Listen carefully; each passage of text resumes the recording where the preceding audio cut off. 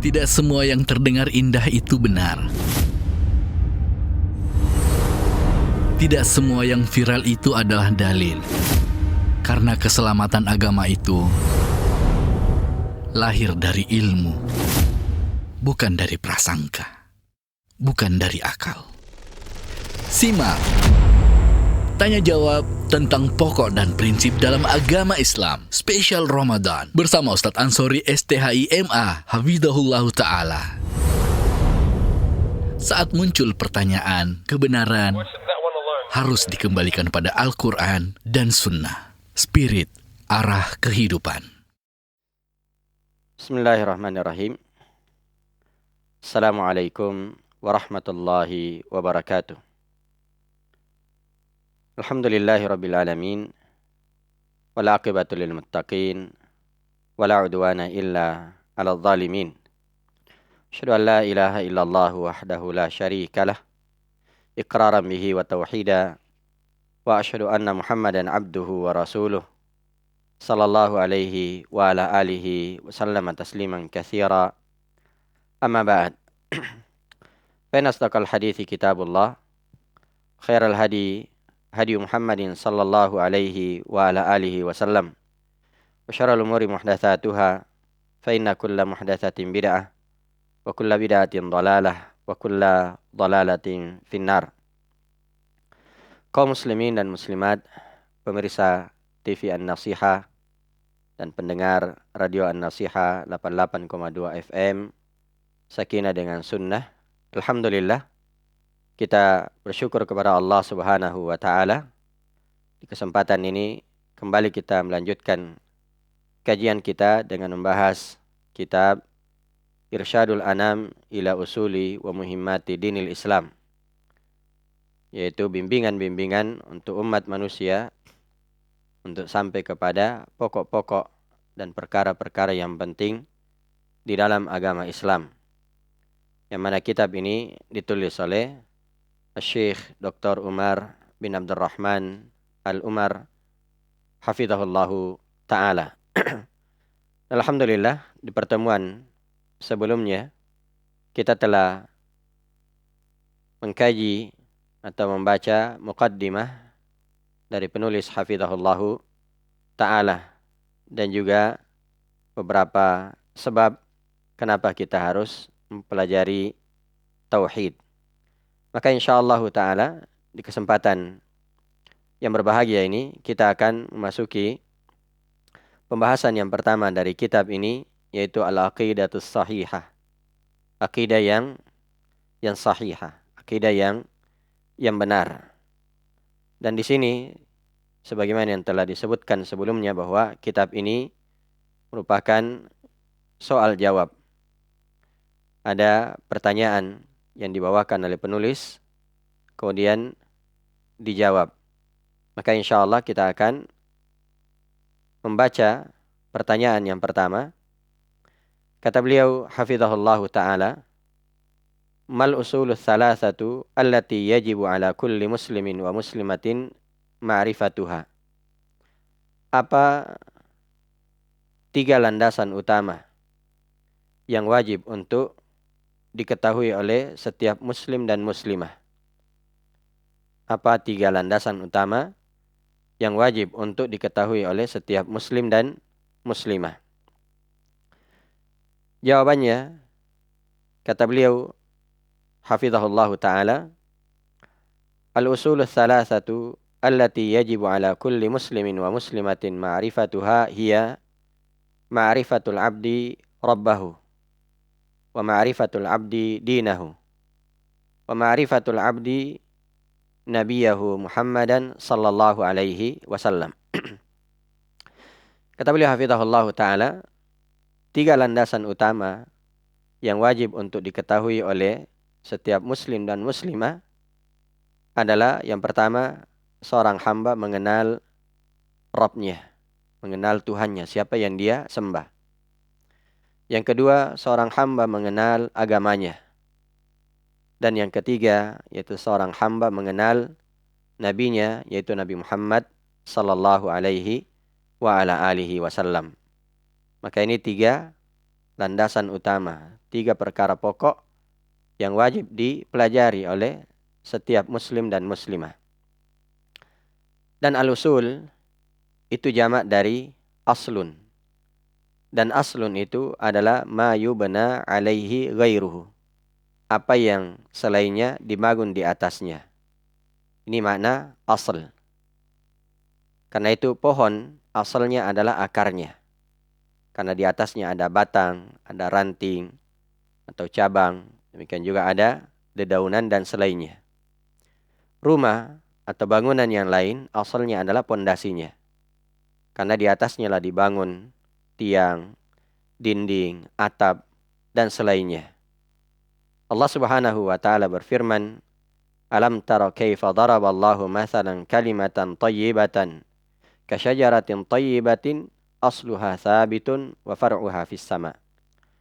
Tidakkah engkau merhatikan bagaimana Allah Subhanahu wa taala mengambil perumpamaan, itu satu kalimat yang baik, yaitu kalimat la ilaha illallah, seperti pohon yang baik yang asalnya, ya, akarnya kokoh di tanah, sementara cabang-cabangnya itu menjulang ke langit.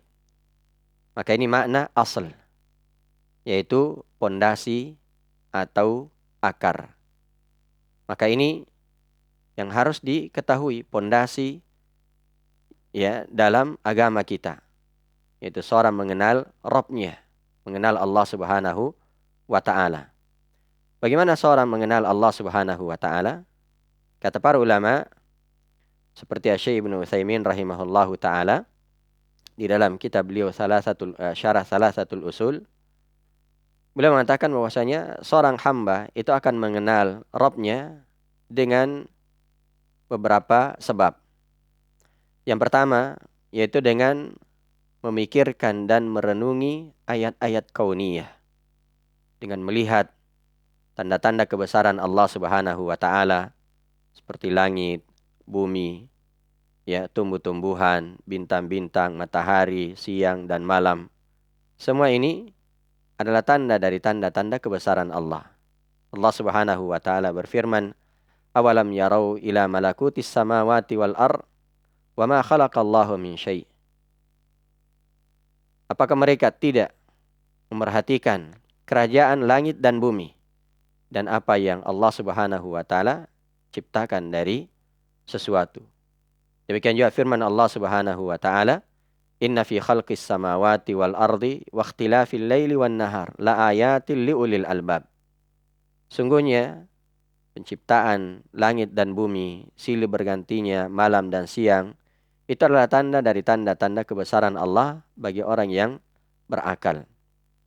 Maka ini yang pertama dari sebab sehingga seorang itu akan mengenal Rabb-nya, yaitu dengan memerhatikan, memikirkan ayat-ayat kauniyah, ciptaan-ciptaan Allah Subhanahu wa taala. Kemudian yang kedua, yaitu dengan membaca ayat-ayat syar'iyyah, yaitu apa yang diwahyukan oleh Allah Subhanahu wa taala kepada nabinya, membaca Al-Qur'an. Karena di sanalah Allah Subhanahu wa taala memperkenalkan dirinya, perkenalkan nama-namanya yang indah, sifat-sifatnya yang tinggi.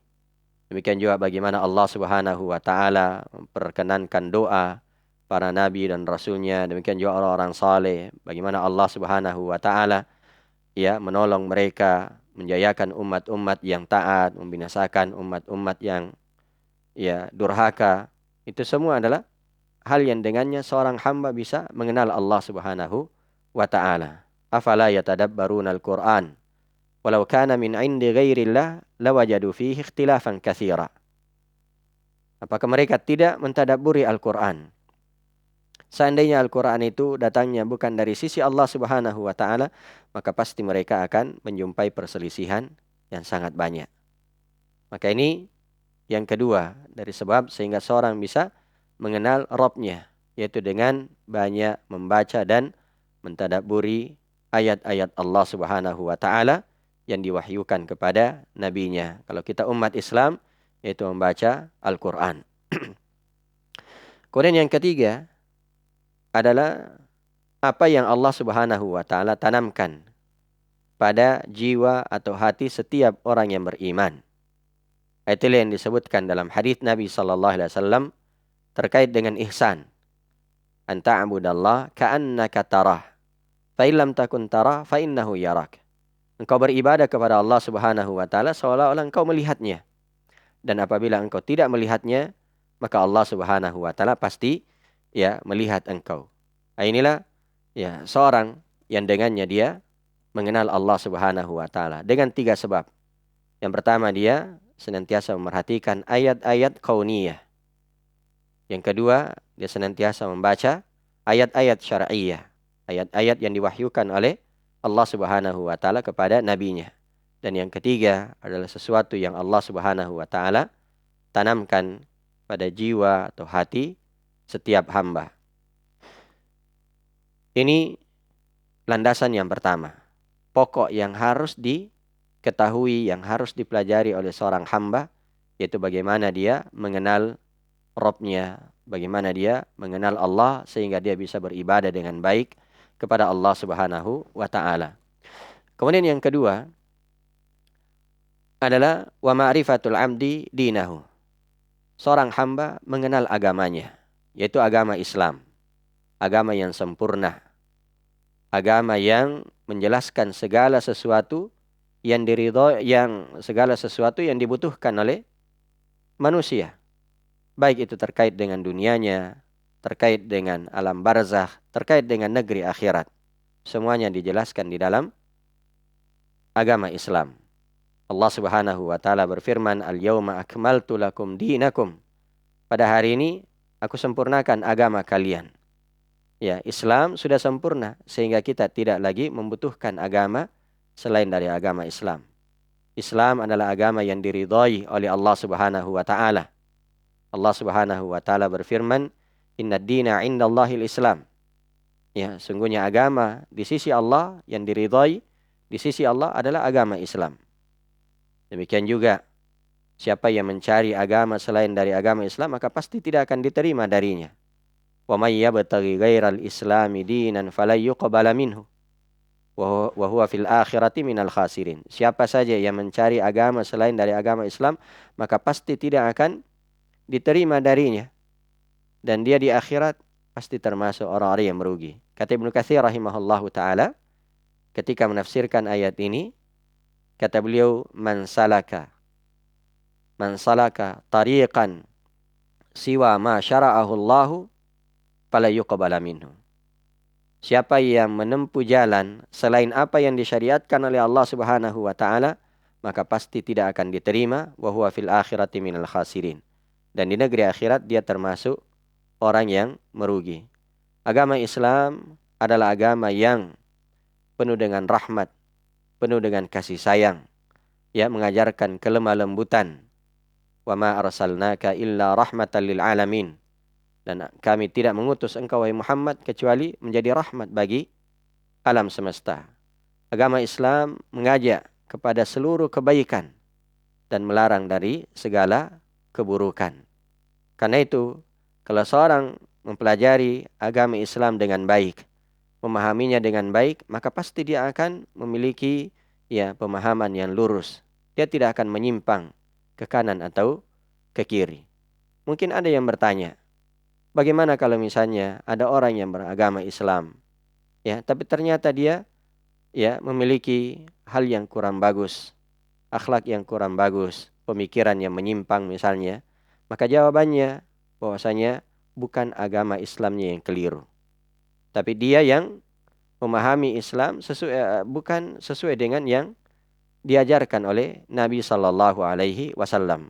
Diibaratkan seperti seorang yang minum madu asli. Madu itu manis.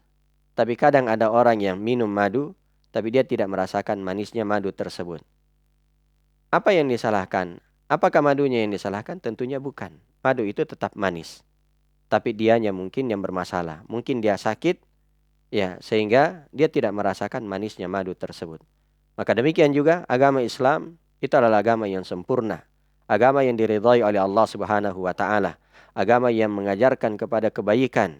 Agama yang mengantarkan kepada surga Allah Subhanahu wa taala dan melarang dari segala hal yang bisa mengantarkan kepada neraka Allah Subhanahu wa ta'ala. Maka sekali lagi, siapa yang mempelajari agama Islam dengan baik, maka pasti dia akan memiliki akhlak yang baik, etika yang baik, dan tidak akan menjadi orang-orang yang menyimpang. Kemudian yang ketiga, dari perkara yang wajib untuk diketahui oleh seorang muslim dan muslimah adalah wa ma'rifatul abdi nabiyahu Muhammadan sallallahu alaihi wasallam. Seorang hamba yaitu wajib untuk mengenal nabinya, Nabi Muhammad sallallahu alaihi wasallam. Seorang muslim dan muslimah itu hendaknya dia mempelajari nasab beliau sallallahu alaihi wasallam. Demikian juga mempelajari akhlak beliau, mempelajari dakwah atau sejarah beliau sallallahu alaihi wasallam. Jadi seorang muslim harus mengenal siapa nabinya sehingga dia bisa mencontohnya, mengikuti petunjuk-petunjuknya. Dan Nabi kita Muhammad sallallahu alaihi wasallam itu nama beliau dan nasabnya adalah Muhammad bin Abdullah bin Abdul Muttalib bin Hashim bin Abdul Manaf bin Qusay bin Kilab bin Murrah bin Ka'ab bin Lu'ay bin Ghalib bin Fihr bin Malik bin Mudar bin Kinana bin Khuzaimah bin Mudrika bin Ilyas bin Mudar bin Nizar bin Ma'ad bin Adnan. Ini 22 nasab Nabi sallallahu alaihi wasallam. Kita ulangi, Muhammad bin Abdullah bin Abdul Muttalib bin Hashim bin Abdul Manaf bin Qusay bin Kilab bin Murrah bin Ka'ab bin Ghalib bin Fihr bin Malik bin Nadar bin Kinanah bin Khuzaimah bin Mudrika bin Ilyas bin Mudar bin Nizar bin Ma'ad bin Adnan. Ini yang disepakati oleh para ahli nasab. Ini yang disepakati oleh para ahli nasab sampai kepada Adnan. Sampai kepada Adnan. Karena itu disebutkan dalam syair, "Tsumma ma'addun ba'dahu Adnan, wa ba'da dzaka ikhtalafal a'yanu." Tsumma ma'addun ba'dahu Adnanu wa ba'da dzaka ikhtalafa al-a'yanu. Ma'ad bin Adnan. Setelah itu para ulama atau ahli nasab mereka berbeda pendapat. Siapa setelahnya. Nah, karena itu hendaknya seorang muslim dan muslimah mempelajari nama dan nasab beliau sallallahu alaihi wasallam. Demikian juga diajarkan kepada anak-anaknya, kepada keluarganya. Karena jangan sampai kita ini menghafal misalnya nama-nama pemain sepak bola kesebelasan atau bahkan 2 kesebelasan tapi kita tidak menghafal nama dan nasab Nabi kita sallallahu alaihi wa ala alihi wasallam. Kita tidak menghafal nama-nama khulafaur rasyidin, demikian juga sahabat-sahabat Nabi sallallahu alaihi wasallam. Bagaimana kita bisa meneladani mereka sementara kita tidak mengenal mereka? Itu yang pertama, mengenal nasab beliau. Yang kedua, mengenal akhlak beliau sallallahu alaihi wasallam. Dan ada kitab-kitab yang ditulis terkait dengan akhlak beliau sallallahu alaihi wasallam, kepribadian beliau. Ada Syama'il Muhammadiyah yang ditulis oleh Imam At-Tirmidzi. Dijelaskan bagaimana akhlak beliau, bagaimana ketika beliau makan, bagaimana ketika beliau tidur, bagaimana ketika beliau memakai sendal, bagaimana ketika beliau bersisir, dan selainnya dari kepribadian beliau sallallahu alaihi wasallam. Ringkasnya, Aisyah radhiyallahu taala anha pernah ditanya, bagaimana akhlaknya Nabi sallallahu alaihi wasallam? Maka beliau menjawab, kana khuluquhu Al-Qur'an. Akhlak Nabi sallallahu alaihi wasallam itu adalah Al-Qur'an. Artinya apa? Bahwasanya tidak ada yang dipuji di dalam Al-Qur'an kecuali Nabi sallallahu alaihi wasallam berakhlak dengan hal yang dipuji tersebut. Dan tidak ada yang dicela di dalam Al-Quran kecuali Nabi SAW sangat jauh dari hal tersebut. Apa yang diperintah itu dikerjakan, apa yang dilarang itu ditinggalkan. Itulah akhlak Nabi SAW. Maka siapa yang ingin mempelajari akhlak Nabi SAW, maka bacalah Al-Quran. Demikian juga baca hadis-hadis beliau sallallahu alaihi wa ala alihi wasallam. Dan Nabi SAW bersabda, innama bu'ithtu liutammima makarimal akhlak. Sungguhnya aku diutus untuk menyempurnakan akhlak yang mulia. Demikian juga mempelajari sirah beliau, mempelajari dakwah beliau alaihi salatu wassalam. Para pemirsa TV An-Nasihah dan juga pendengar Radio An-Nasihah 88,2 FM Sakinah dengan Sunnah, 3 perkara ini, yaitu seorang mengenal Rabb-nya, seorang mengenal agamanya, seorang mengenal nabinya, yaitu Nabi Muhammad sallallahu alaihi wasallam. Ini adalah perkara yang sangat pokok. Kenapa? Karena 3 perkara ini merupakan hal yang akan ditanyakan, ya, hal yang akan ditanyakan oleh 2 malaikat, ya, ketika seorang dikuburkan. Ketika seorang dikuburkan. Disebutkan dalam hadis yang panjang, hadis yang sahih, bahwasanya seorang ketika dikuburkan, kemudian para pengantarnya kembali, maka orang ini akan didatangi oleh 2 malaikat. Lalu didudukkan, ya, kemudian ditanya, "Man rabbuk?" Siapa Tuhanmu? Siapa yang engkau sembah? "Wa ma dinuk?" Apa agamamu? Ya, apa yang engkau anut waktu di dunia? "Wa man nabiyuk?" Dan siapa nabimu? Ya, siapa nabimu? Orang yang beriman, dia akan mampu menjawab dengan baik. Dia akan mengatakan, "Rabbku adalah Allah, agamaku adalah agama Islam, nabiku adalah Nabi Muhammad sallallahu alaihi wasallam." Kenapa? Karena saya membaca apa yang diwahyukan oleh Allah Subhanahu wa taala melalui nabinya. Membaca Al-Qur'an, mengikuti petunjuk Nabi sallallahu alaihi wasallam. Itulah yang disebutkan oleh Allah, "Yutsabbitullahu alladhina amanu bil qawli tsabit." Allah Subhanahu wa taala akan mengokohkan orang-orang yang beriman dengan ucapan yang kokoh. Adapun orang yang ragu, orang yang tidak beriman, orang munafik, maka setiap kali ditanya dengan pertanyaan ini, "Man rabbuk?" Siapa Tuhanmu? Siapa yang engkau sembah? Maka dia hanya menjawab, "Ha la adri." Ha saya tidak tahu. Ya, ha saya tidak tahu.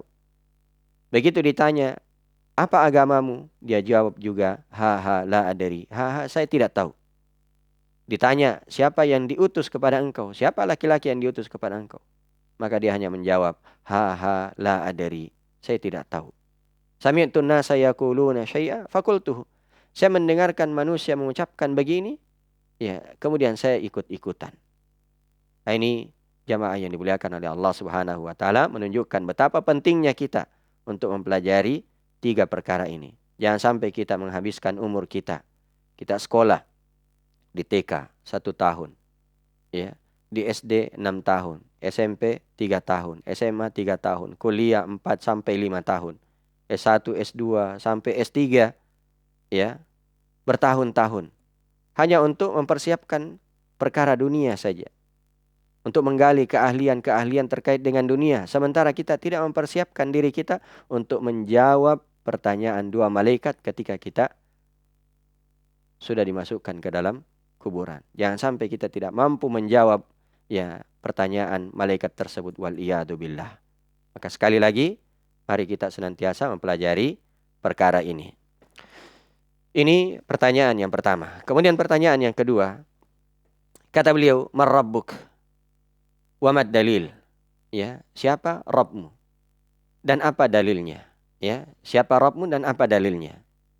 Jawabannya, "Rabbi Allahu alladhi rabbani wa rabba jami'al alamina bini'amih wa huwa ma'budi laysa li ma'budun siwah.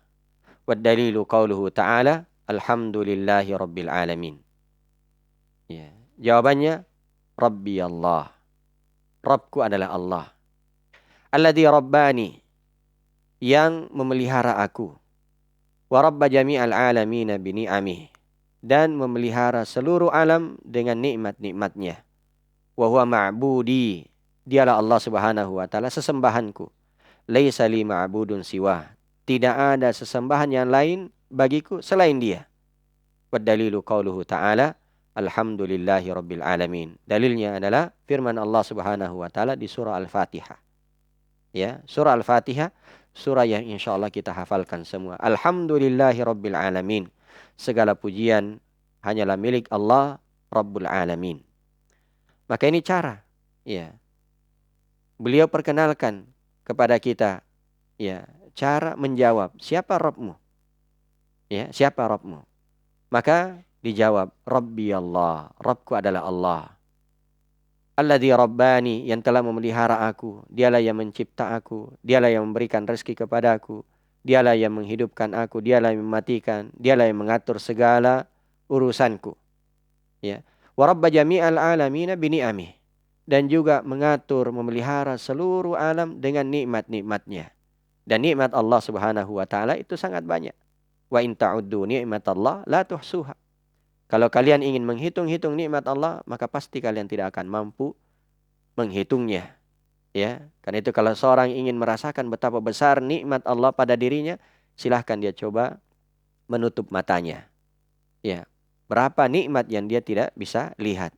Apalagi kalau dia tutup kedua telinganya, berapa nikmat yang tidak bisa dia dengar. Begitu banyak nikmat Allah Subhanahu wa taala yang Allah berikan kepada kita. Dan di antara nikmat yang sangat besar adalah bagaimana seorang itu beribadah dengan baik kepada Allah. Di antara nikmat yang sangat besar adalah ketika seorang mengenal agamanya, ketika mengenal nabinya sallallahu alaihi wasallam, berada di atas sunnahnya. Ya, ini adalah nikmat yang sangat besar. Nah, kalau seorang itu sudah memahami bahwasanya Allah yang mengatur dia, Allah yang mencipta dia, Allah yang memelihara dia, maka wa huwa ma'budi, dialah sesembahanku. Ini konsekuensi. Ya. Ini konsekuensinya bahwasanya dia hanya beribadah kepada Allah Subhanahu wa taala, berdoa hanya kepadanya. Demikian juga ya, berkurban, ya, salat, puasa hanya untuk Allah Subhanahu wa taala. Kul inna salati wa nusuki wa mahyaya wa mamati lillahi rabbil alamin la syarikalah. Katakan wahai Nabi Muhammad, ya, sungguhnya salatku, sembelihanku, ibadahku, hidup dan matiku seluruhnya kuserahkan hanya kepada Allah Subhanahu wa taala, la syarikalah. Tidak ada sembahan, ya, tidak ada sekutu, ya, bagi Allah Subhanahu wa taala. Maka dikatakan laisa li ma'budun siwa. Tidak ada, ya, sesembahan yang lain selain Dia, selain Allah Subhanahu wa taala.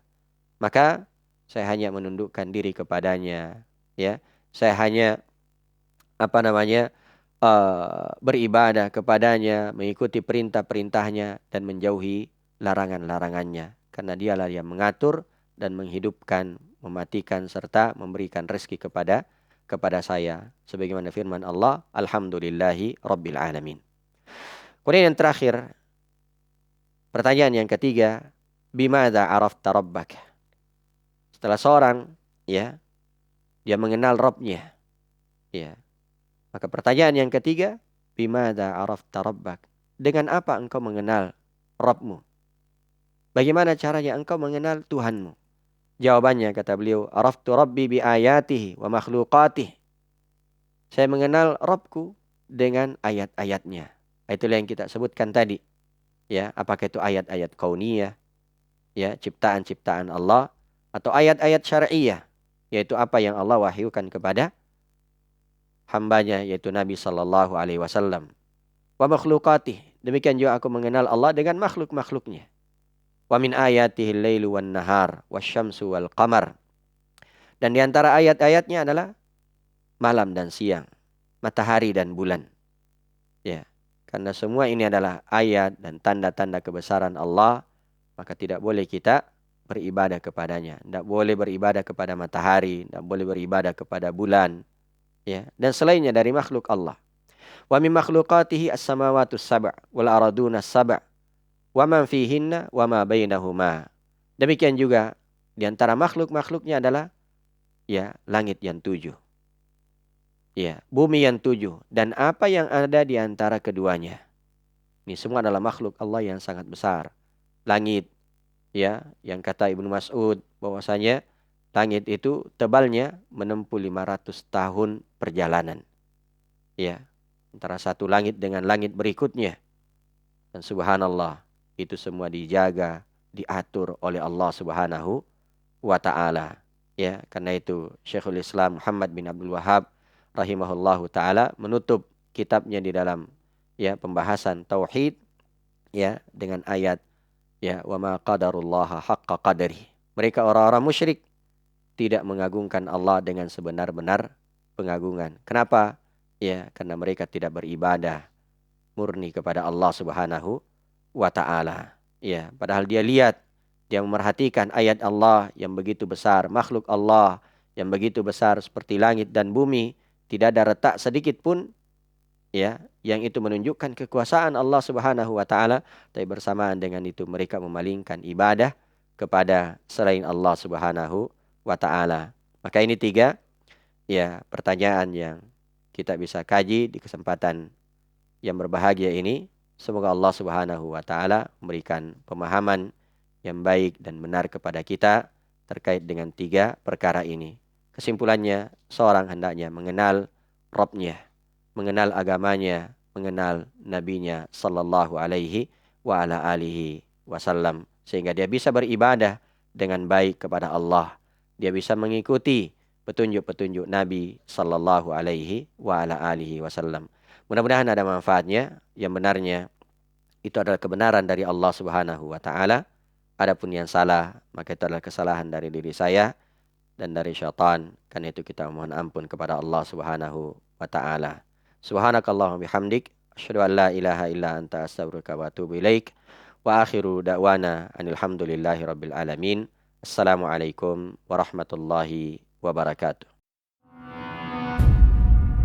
Semoga yang samar menjadi jelas, yang keliru diluruskan, dan yang benar diteguhkan. Demikianlah tanya jawab tentang pokok dan prinsip dalam agama Islam spesial Ramadan bersama Ustadz Ansori STHIMA Hafizahullah Ta'ala. Untuk terjemahan kitab ringkasan tanya jawab dapatkan di marketplace kesayangan Anda di Lapak Santri atau melalui WA di 0811 460 3600. Agama ini dibangun di atas usul yang kokoh, bukan asumsi, bukan pula perasaan. Spirit, arah kehidupan.